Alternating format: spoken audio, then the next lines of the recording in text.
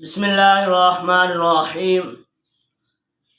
جمعۃ المبارک کے دن صحیح احادیث سے یہ بات ثابت ہے، ایک گھڑی ایسی ہے کہ اس گھڑی کے اندر جب کوئی مسلمان اللہ تبارک و تعالیٰ سے جو مانگے اللہ تبارک و تعالیٰ اسے عطا فرماتے ہیں، عنایت فرماتے ہیں۔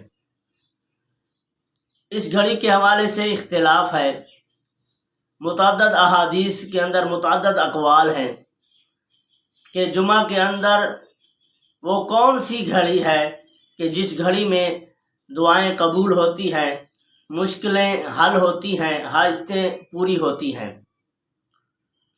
سرکار دو عالم صلی اللہ تعالیٰ علیہ وسلم سے حضرت ابو موسیٰ اشعری سے روایت ہے، وہ فرماتے ہیں کہ جمعے والے دن وہ گھڑی جس میں ہر دعا قبول ہوتی ہے، اللہ تبارک و تعالیٰ سے جو مانگا جائے عطا ہوتا ہے، وہ گھڑی امام کے منبر پر بیٹھنے سے لے کر نماز سے فارغ ہونے تک کی گھڑی ہے، یعنی اس کے دوران وہ گھڑی ہے، اس کے اندر جو مانگا جائے عطا کیا جاتا ہے۔